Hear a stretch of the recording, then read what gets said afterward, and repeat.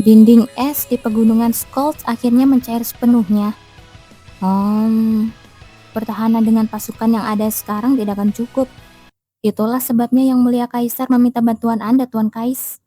Di meja sarapan, Duke Eskra, Kon Alton, dan Jenner sibuk membicarakan masalah politik hingga hampir tidak menyentuh makanan mereka. Di sisi lain, Camilla, Dive, dan King sedang sibuk makan. King, mau strawberry? Tanya Dive. King? Camilla memperhatikan mereka dengan wajah melongo. King, kamu bisa makan makanan manusia? Selama ini, dia mengira Divine Beast itu seperti hantu yang tidak butuh makan. King juga tidak pernah meminta makan sebelumnya. Tapi sekarang, melihat King melahap buah-buahan yang diberikan Dive, Camilla merasa konyol. Apa karena dia sedang masa pertumbuhan? Padahal katanya Divine Beast tumbuh dengan menyerap energi dari pemiliknya. Apa makan buah juga membantu pertumbuhan? Sekarang apel, kata Dive. Kiu. Ya sudahlah, selama dia senang, pikir Camilla. Melihat King begitu lahap memakan buah dan sayuran mahal dari rumah kaca, Camilla berpikir mungkin dia harus menyiapkan camilan khusus untuk makhluk kecil itu. Untungnya, sepertinya jumlah monster tidak akan terlalu banyak.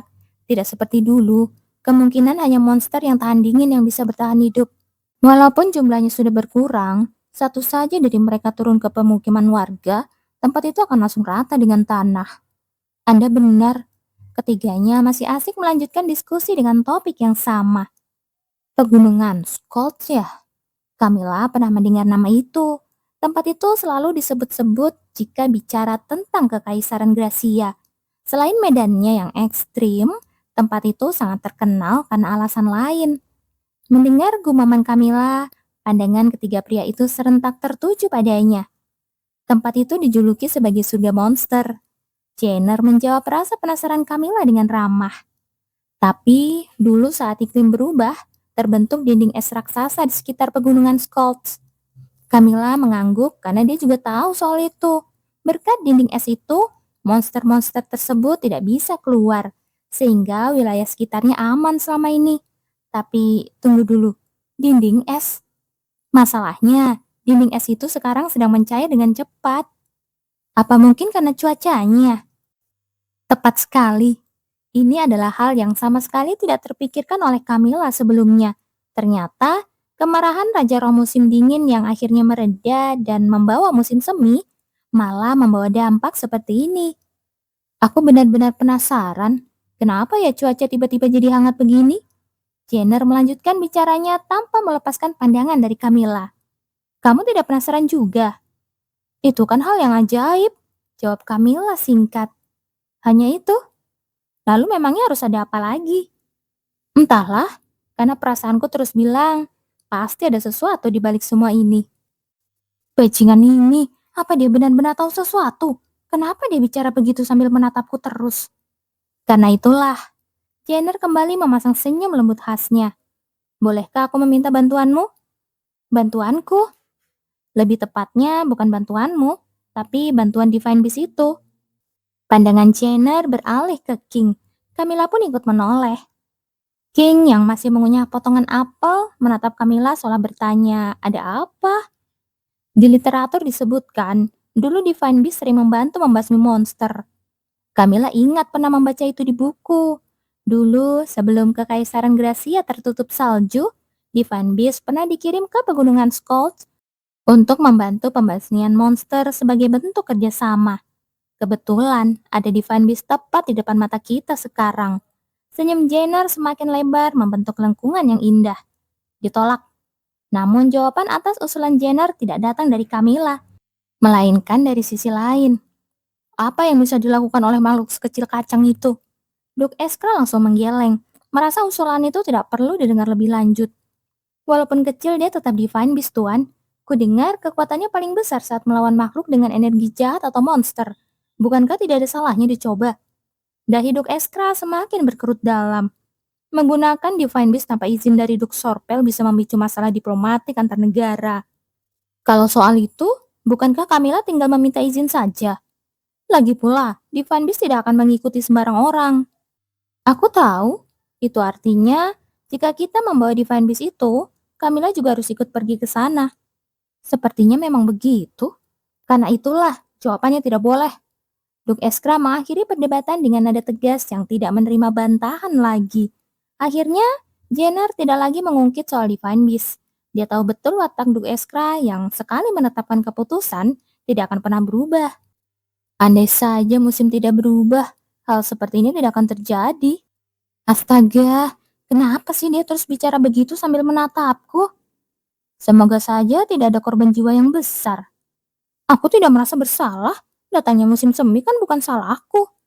Aku benar-benar khawatir. Semoga tidak banyak orang yang mati. Sudah aku bilang aku tidak merasa bersalah. Ah, sialan. Kamu mau ikut Jenner?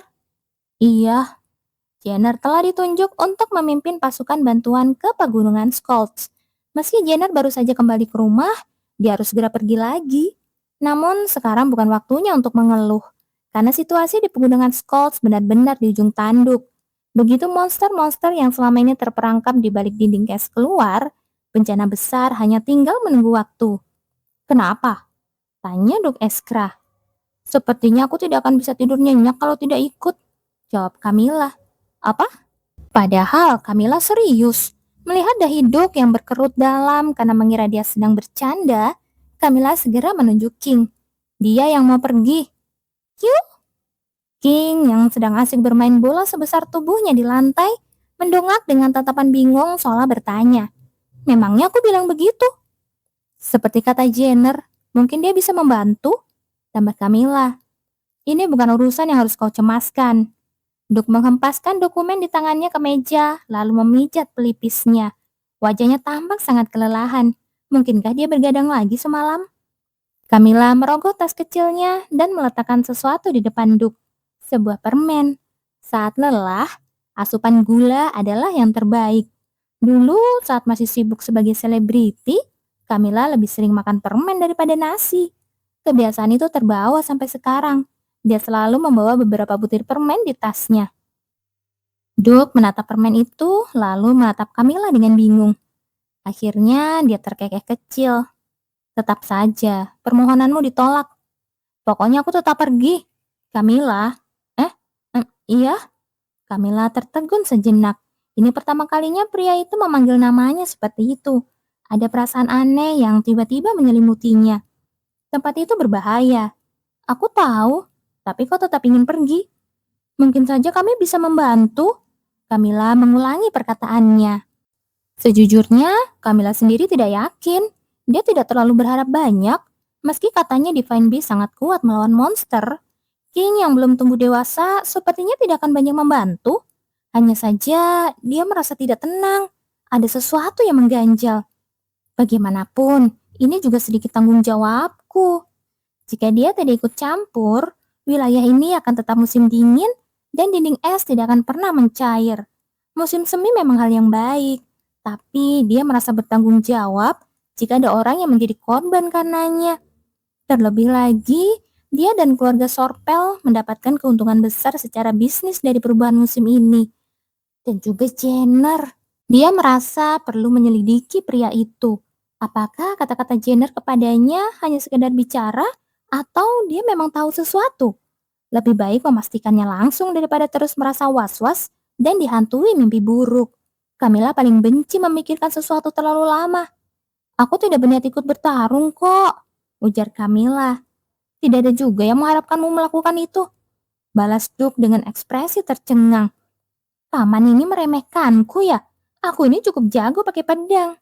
Ya, tentu saja tuh kalau aku meminjam kekuatan Zeno. Aku hanya akan memastikan apakah King berguna atau tidak. Setelah itu aku akan langsung mundur ke belakang. Kata Camilla lagi. Dia juga sangat menyayangi nyawanya sendiri. Duk Eskra terdiam cukup lama sambil menatap Camilla dalam-dalam. Sebelum akhirnya dia menyerah. Akan kupikirkan. Baik. Setelah pembicaraan selesai, Camilla menggendong King dan berdiri. Dia membungkuk kecil sebelum melangkah keluar. Anda di sini, Nona? Kon Alton masuk tepat saat pintu terbuka. Aku baru mau pergi, ujar Camilla. Sudah mau pergi, tinggallah sebentar lagi. Lain kali saja. Meninggalkan Kon Alton yang tampak kecewa, Camilla melangkah keluar dari ruang kerja. Kon Alton segera mendekati meja Duk. Apa Anda sudah mengobrol dengannya? Alih-alih menjawab, Duk malah mengetuk-ngetuk sandaran kursi sambil berpikir keras.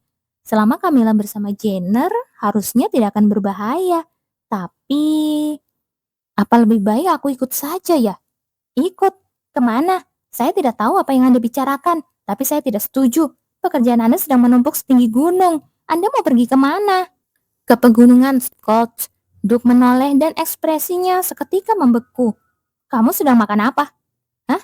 Oh, permen? Jawab Kon Alton dengan polos sambil mengunyah permen yang tadi ada di atas meja. Permen ini enak sekali. Anda dapat dari mana? Senyum Kon Alton langsung hilang. Hawa di sekitar Duk berubah menjadi sangat mengerikan. Muntahkan? Hah? Muntahkan? Dasar brengsek. Kenapa? Kamu tahu tidak itu permen apa? Ya, cuma permen biasa kan? Kenapa Anda pelit sekali cuma gara-gara satu permen? Cuma katamu. Tanpa tahu apa salahnya, Kon Alton ditarik kerahnya oleh Duk Eskra dan diguncang-guncang dengan emosi. Dingin sekali. Benar, Nona. Kenapa di sini masih dingin sekali sih? Katanya sudah cukup hangat sampai dinding esnya mencair. Akhirnya, Duk Eskra memang tidak bisa mematahkan keras kepala Camilla. Sebagai gantinya, dia memberikan tas penuh berisi batu sihir teleportasi yang sangat mahal. Pesannya hanya satu, jika merasa bahaya sedikit saja, jangan menoleh ke belakang dan langsung ledakan batu sihir itu untuk kabur. Dan sekarang... Tapi Nona, panggil Dorman. Ada apa? Boleh tidak kalau saya minta satu saja batu sihirnya? Dorman sedari tadi melirik iri ke arah tas Camilla. Kalau bahaya, saya juga harus kabur kan? Makanya, sudah kubilang jangan ikut. Balas Camilla. Padahal pria ini sendiri yang memaksa ikut karena tidak mau membiarkan Camilla pergi sendirian. Dorman? Iya Nona? Yang namanya perisai itu? Perisai? Tugasnya bukan untuk kabur, tapi untuk menahan serangan. Jadi, tahanlah serangan itu baik-baik sampai aku kabur dengan aman menggunakan batu sihir ini. Anda benar-benar keterlaluan. Camilla terkekeh melihat Dorman yang langsung memalingkan wajah karena merajuk. Lucu juga pria ini. Apa dia benar-benar mengira aku akan meninggalkannya sendirian? Setelah bergabung dengan pasukan pembasmi, Camilla tiba dengan cepat di wilayah yang berbatasan langsung dengan pegunungan Skald melalui lingkaran sihir perpindahan. Namun, masalahnya adalah cuaca di sana jauh lebih dingin dari perkiraannya. Padahal musim semi sudah menyapa ibu kota, tapi di sini rasanya masih seperti puncak musim dingin. Memang tidak sampai ada badai salju yang mengerikan, tapi tetap saja tidak ada tanda-tanda kehangatan sedikit pun sejauh mata memandang. Ini sudah jauh lebih mendingan dibanding dulu, ujar salah satu anggota pasukan. Dulu, saat Raja Roh musim dingin sedang murka, tempat ini benar-benar berubah menjadi kerajaan es abadi. Bahkan sempat terbentuk dinding es raksasa yang mengelilingi pegunungan tersebut. Begitu mereka memasuki wilayah bangsawan yang paling dekat dengan pegunungan Skolts, seseorang segera datang menghampiri, seolah memang sudah menunggu kedatangan mereka. Dia adalah salah satu kesatria keluarga Eskra yang telah dikirim lebih dulu untuk mendirikan camp di sana. Rupanya, Duk Eskra sudah memprediksi bahwa dinding es akan mencair akibat perubahan cuaca, sehingga dia mengirim pasukan lebih awal untuk berjaga-jaga. Pria itu melaporkan situasi di sana. Mereka sudah mengirim 2 tim pengintai yang terdiri dari orang-orang tercepat dan paling ahli. Tapi sayangnya sampai sekarang belum ada satupun kabar dari mereka. Memang belum ada monster yang turun dari gunung. Tapi mulai terdengar suara aneh. Erangan para monster terdengar semakin dekat ke arah pintu masuk pendakian. Sepertinya mereka mulai menyadari kalau dinding esnya sudah menghilang. Gumam Jenner. Setelah selesai berbicara dengan sang kesatria, Jenner mendekati Camilla. Sepertinya kita tidak punya waktu untuk istirahat. Kita harus berangkat ke gunung besok pagi. Camilla mengangguk sambil mencengkeram erat tasnya yang berisi penuh batu sihir teleportasi. Melihat pegunungan Skald yang membentang luas di depan matanya, jujur saja, Camilla merasa sangat tegang. Meski dia sudah sering melihat berbagai keajaiban di dunia ini adalah pertama kalinya dia akan berhadapan langsung dengan monster. Rasa gemetar yang dia rasakan sekarang jauh lebih hebat dibandingkan saat dia harus berdiri di atas panggung siaran langsung dulu. Aku memang pernah melihat gambarnya di buku, pikirnya. Namun, dia tahu kenyataannya pasti akan sangat berbeda. Meski sudah memantapkan hati, jantungnya tetap berdegup kencang, seolah-olah suaranya terdengar sampai ke telinga. Kiu, seolah bisa membaca kegelisahan pemiliknya. King yang berada di dalam tas menyembul keluar dengan penuh semangat. Iya, iya, aku mengandalkanmu, King. Kiu, kiu. Baru setelah itu, senyum tipis mulai muncul di wajah Camilla. Keesokan paginya, Camilla bersama pasukan yang dipimpin Jenner bergerak cepat memasuki kaki pegunungan Skulls. Sunyi sekali ya, gumam Camilla. Hutan itu terasa ganjil, bahkan suara serangga pun tidak terdengar. Padahal menurut laporan, raungan monster seharusnya sudah terdengar hingga ke sini. Kesunyian ini seolah menandakan predator yang sedang menahan nafas di depan mangsanya. Entah mengapa, bulu kuduk Camilla meremang. Meski dikelilingi puluhan prajurit dan kesatria, dia sama sekali tidak merasa aman. Dia sadar betul bahwa dirinya sedang terintimidasi oleh suasana hutan ini. Jangan khawatir. Zeno mendekat ke sisi Camilla untuk menenangkannya. Baru setelah merasakan kehadiran Zeno, Camilla sedikit lega. Dia lalu menatap ke depan ke arah Jenner. Berbeda dengan yang lain yang tampak tegang, Jenner justru terlihat santai mengamati sekeliling. Sesuai tujuannya ikut ke sini, Camilla terus mengawasi Jenner. Namun dia belum menemukan sesuatu yang mencurigakan.